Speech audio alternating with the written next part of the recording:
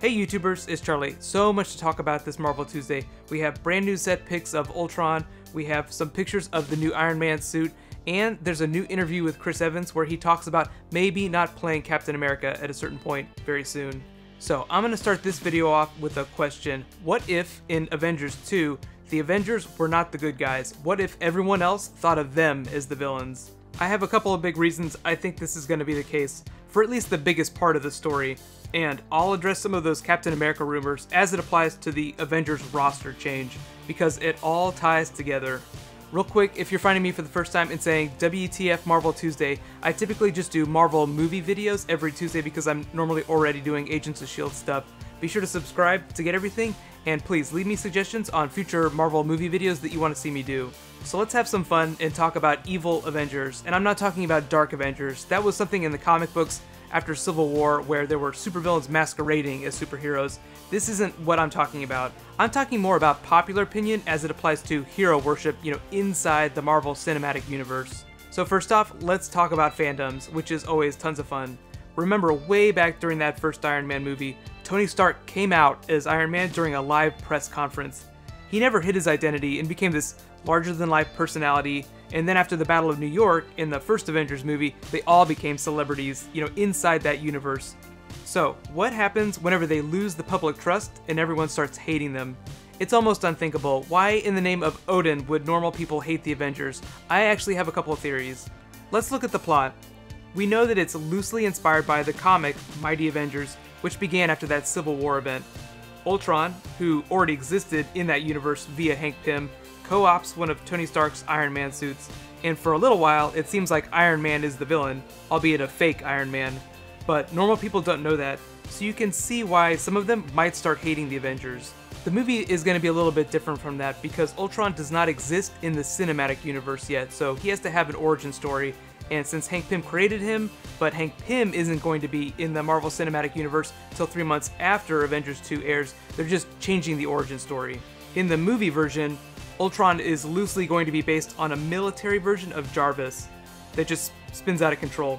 Captain America the Winter Soldier kind of sets the stage for how this is possible, how the military would come into possession of something so dangerous, like a rogue AI.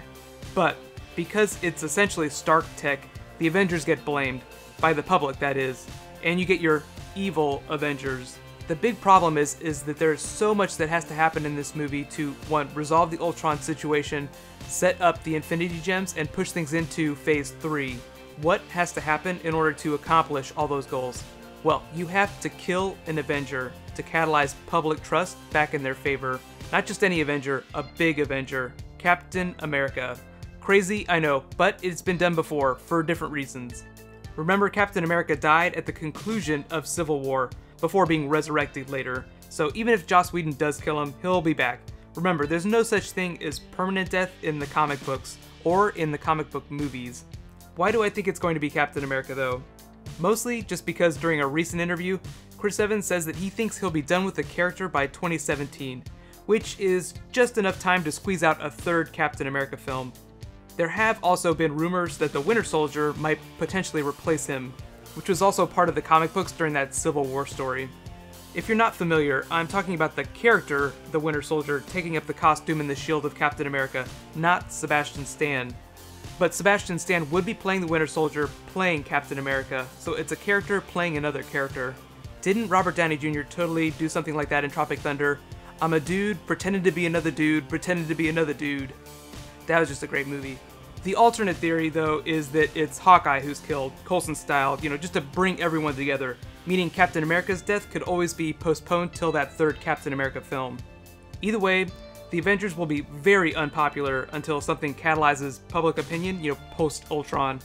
And we really do have to upgrade Chris Evans' status as Captain America to DEFCON 3, as in might be gone soon, if you consider 2017 to be soon.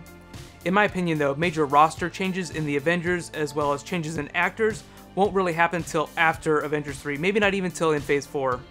Even the most expensive person, Robert Downey Jr., has a contract that extends through Avengers 3, which isn't scheduled until 2019.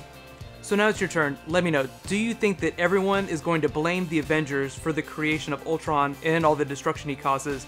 And what do you think has to happen in order to fix that? Obviously, in my opinion, I think it has to be a dead Avenger. You know, who that Avenger is still up for debate.